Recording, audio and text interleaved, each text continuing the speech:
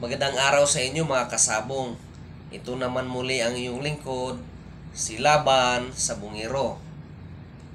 Ang ating tatalakayin ngayon ay ang conditioning method, moisture and water management.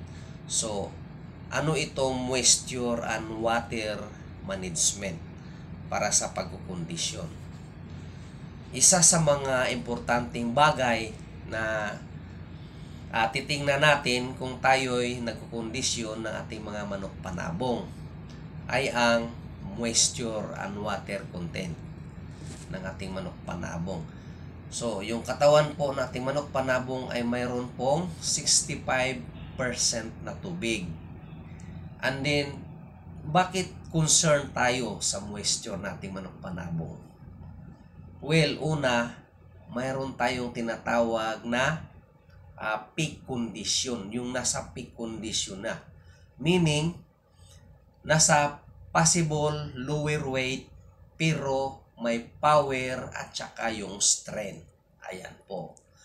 Makuha natin ito kapag tama ang moisture ng ating mga manok panabong. Ang tubig makaapekto sa ating manok panabong sa training sa dalawang pamamaraan.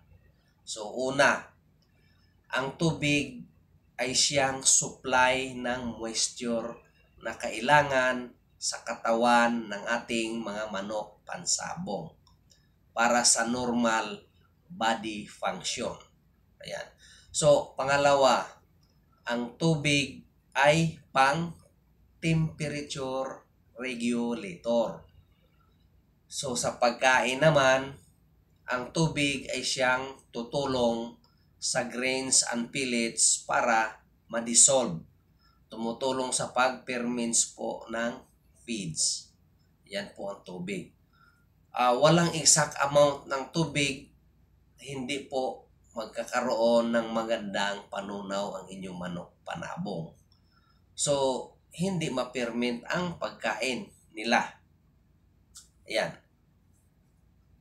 So, kailangan nating tingnan ang pagkain at tubig ng ating manok panabong. Ayan. So, especially sa training, no? Sa training natin mga manok panabong. So, sa day 1 hanggang kung gumagamit po tayo ng 21 day skip, from day 1 to 17 po sa ating conditioning programs, kailangan ang tubig ay present all the times. Nandyan yung tubig para hayaan mo yung manok na iinom lang dyan. Ayan. So, of course, yung ating pagkain po sa concentrate, ibabad ninyo right after. Pag natapos silang magkain, pagkatapos ng kain, magbabad ka naman ulit. So, kailangan 6 to 8 hours ang babad mo. Ayan. So, mga kasabong, sa day 18 po sa ating conditioning, kung ikaw ay handler, tingnan mo rin, no? Bilang isang nagko-condition, tanungin mo yung sarili mo. Ilan ba yung nauubos na tubig ng sa isang araw? No? Example na lang, pag nagpainom ka, alamin mo, from day 1 to 17, alamin mo yan. So, titignan mo yung nilalagyan mo ng tubig, dudrawingan mo yan. Yan ang naubos na tubig. Mayroon ka ring alam paano siya uminom. Ayan. So, alamin mo ang dami at ang naubos para at least may idea ka. Ayan. So, sa 18th day, kailangan din dyan din mag-umpisa yung carbo loading. So, dyan din natin umpisahan yung water intake, no? Pag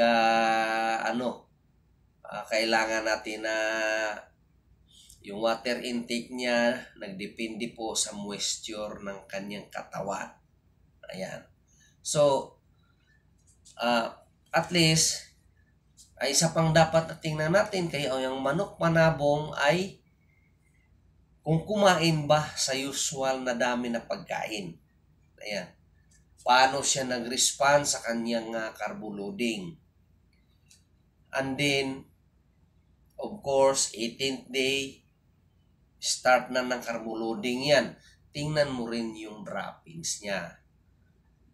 Matubig ba or dry or talagang maganda ang texture, tama lang. So, dapat tama lang. Adjust lang naman ang kailangan yan sa 18 day. Adjust mo na. So, kailangan on 18 day conditioning, dito na tayo mag-adjust ng tubig sa ating manok panabong. Tandaan natin na iba-iba po ang moisture content na gusto ng katawan ng ating mga manok panabong. Most especially kung nagamit kayo ng mga iba-ibang bloodlines, iba-iba ang moisture na gusto ng katawan nila yan. Dahil dyan po ang basihan ng paano sila pumalo. No? May mga manok na gusto ng may tubig ang katawan at mabigat. Malakas silang pumalo doon. Mayroon ding gusto lang dry ang katawan dahil pagka mabigat sila, hindi sila papalo. Example na lang natin, yung ating hats po, no? Mag-multiple sapler yung mga hats. So, yung mga hats at saka yung mga roundheads po, kailangan nila ng matubig ang katawan or may moisture. Malakas sila doon. Pagka drenay mo yan, so hindi na papalo ng sakto yan. Din sa iba yan sa sweater. Ang sweater naman, kailangan nila medyo dry. Dry ang moisture nila. Din dry din yung katawan. So, pag matubig ang sweater, of course, hindi rin masyadong magkakatya. Baga malutang. Ganon po. Istadihan ninyo ang inyong manok kung ano ang bloodlines. Dahil sa bloodlines pa lang, bilang isang conditioner, doon mo malalaman na iba-iba pala ang tanggap ng katawan nila sa kanilang moisture ng kanilang katawan. Ayan mga kasabong, isa na namang topic na nagbibigay po sa atin ng kaalaman po tungkol sa sabong. Marami pong salamat sa ating mga subscriber. At saka sa wala pa, kung gusto nyong matuto, mag-subscribe na kayo. Marami pong salamat sa inyo.